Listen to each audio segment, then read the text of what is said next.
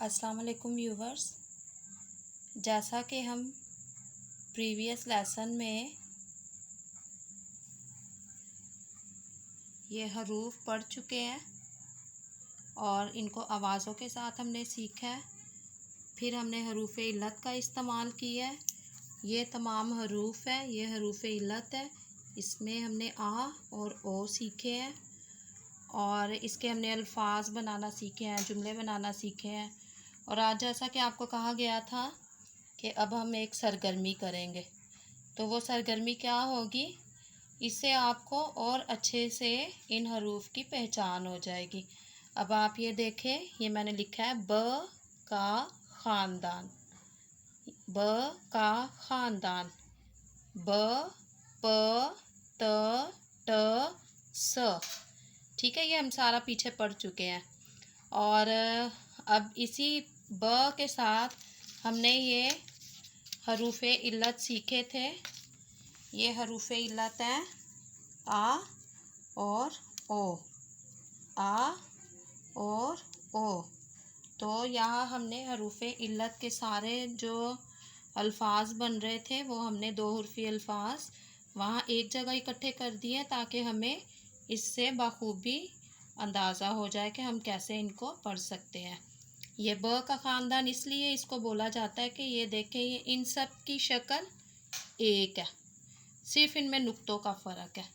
ब के नीचे एक नुक्ता है, प के नीचे तीन नुक्ते हैं, त के ऊपर दो नुक्ते हैं, ट के ऊपर टोपी है, स के ऊपर तीन नुक्ते हैं।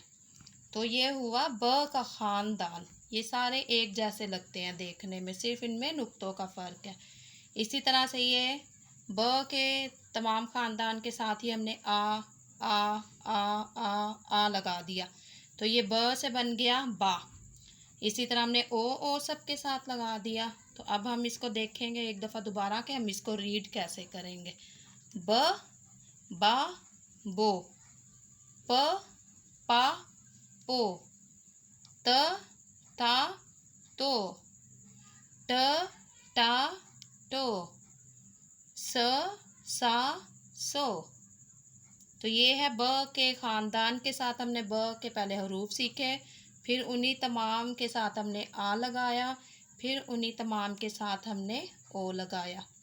इसी तरह से यहाँ पे अब हम देखेंगे ज का ख़ानदान।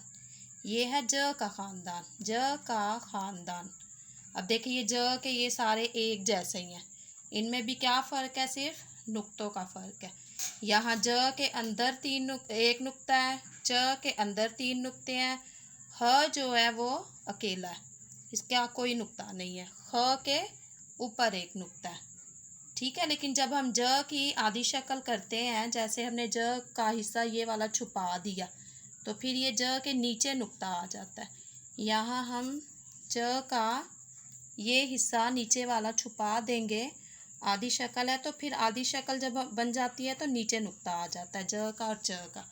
इस तरह ये हमने आधी शक्ल के साथ आ और ओ लगाए थे तो नुक्ते नीचे आ जाएंगे।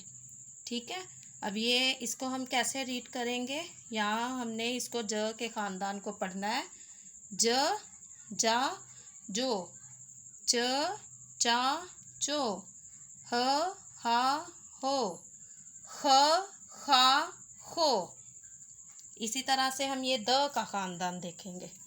ये द के ख़ानदान में ये द ड ज एक जैसे हैं। यहाँ भी हमने यहाँ पे आ लगा दिया, यहाँ पे ओ लगा दिया। द दा दो, ड डा डो, ज जा जो। इसी तरह से ये र का ख़ानदान है। र का ख़ानदान, र अड़ ज य, ये भी एक जैसे है, सिर्फ नुक्तों का फ़र्क है। ये अकेला है, इसके ऊपर टोपी है, इसके ऊपर एक नुक्ता है, इसके ऊपर तीन नुक्ते हैं। र रा रो, ड़ ड़ा ड़ो, ज जा जो, य या।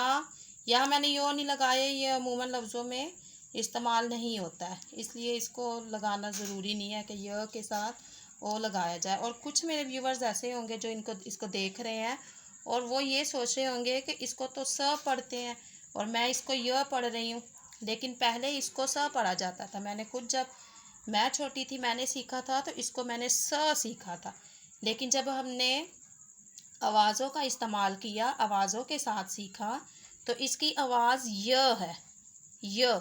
जैसे हम बोलते हैं यालाबारी, तो इसके य है। जब जैसे हम बोलते हैं लग्जरी, तो उसमें हम स नहीं यूज़ करते, य यूज़ करते हैं, लेकिन लिखने में ये वाला ही आता है।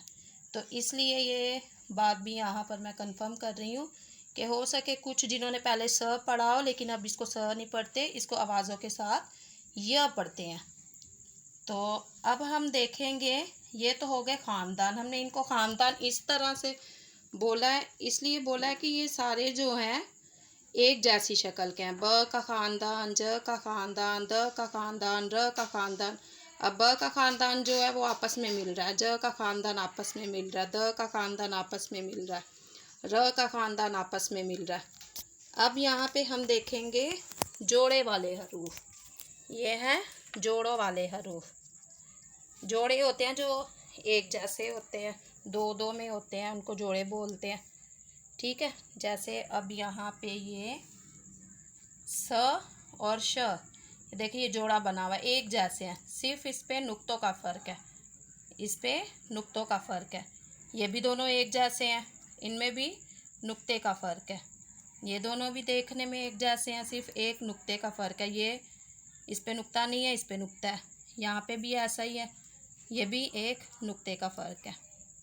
तो इसको हम कैसे रीड करेंगे? स सा सो, श शा शो, स सा सो, ज जा जो, त ता तो, ज जा जो, अ आ ओ, ग गा गो।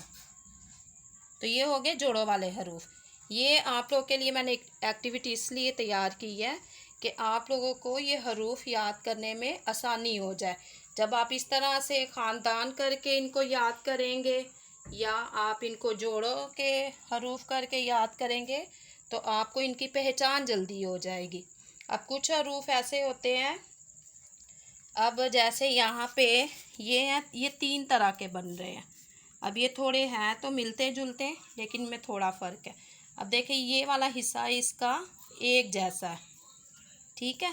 इसमें ये फ के ऊपर नुक्ता आ गया है, क की एक डंडी है और ग की 2 डंडी है। ये भी जोड़ों में आएंगे, लेकिन ये 3 जोड़े बन जाते हैं। वो दो थे, 2 का एक जोड़ा था, ये 3 का एक जोड़ा है। फ फा फो, क का को, ग गा गो। गो मुझे लग रहा है यहाँ मिस हो गया है, ये मैं आपको वापस दिखा दूंगी। ग के साथ ओ लगा होता है, ठीक है। इसी तरह से है अलग हरूफ। ये जो है ये मिलते जुलते नहीं है, ये एक दूसरे से अलग होते हैं, ये आपस में नहीं मिलते जुलते, तो इनको हम बोलते हैं अलग हरूफ। क का को, ल ला लो, म मा मो, न ना नो, ह हा हो।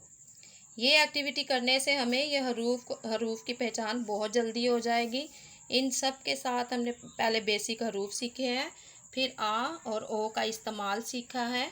आप देख सकते हैं सबके साथ पहले बेसिक हरूफ दिए गए हैं, फिर आ का इस्तेमाल, फिर ओ का इस्तेमाल। इस वीडियो में अगर ये चीज़ें आप देखें तो ये मेरी लास्ट जो वीडियो में वो सारी जो चीज़ें सिखाई गई हैं उनका इसके अंदर समझे एक मिक्सचर है। ये सारी चीज़ें अगर आप सीख जाएंगे इसी वीडियो से तो आप अल्फाज और जुमले बनाना बहुत आसान आपको होगा। जैसे यहीं से अब हम कोई सा भी लफ्ज़ ले लेते हैं, जैसे ये मैं रो वाला ले लेती हूँ, रो, र ओ रो। और यहाँ मैं ऊपर से यहाँ से ना ले लेती हूँ तो ये लफ्ज़ बन जाएगा रोना। ये लफ्ज़ बन जाएगा रोना। ठीक है। अब अगर हम यहाँ से ले लें दा, दा,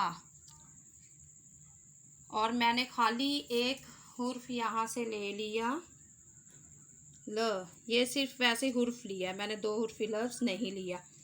तो ये बन गया द आदा ल, द आदाल दाल, द अदाल दाल। इस तरह से आप बहुत सारे अल्फाज उठा के ऐसे दो हुर्फी अल्फाज को आपस में मिला सकते हैं। दो हुर्फी के साथ आ लगाओ ओ, अगर मैं दा की जगह यहाँ से हटा के ये बो लगा दूँ, ये मैंने बो लगा दिया तो ये बन गया बोल, ये बन गया बोल। देखिए मैंने पहले दा आ वाला लगाया और ल लगाया तो दाल बन गया। इसको हटा दूंगी ओ वाला लगाऊंगी तो बोल बन जाएगा। इस तरह से हम बहुत सारे अल्फाज बना सकते हैं। कहीं हम ये वाले आ के साथ खाली हरूफ लिख के तो हम इसको बना सकते हैं, कहीं इसी के साथ आ लगा के बना सकते हैं, इसी के साथ ओ वाले लगा के बना सकते हैं। इस तरह से जैसे ये एक लफ्ज़ है जो, जो मैंने लगा लिया इधर और यहाँ से मैंने निकाल लिया र,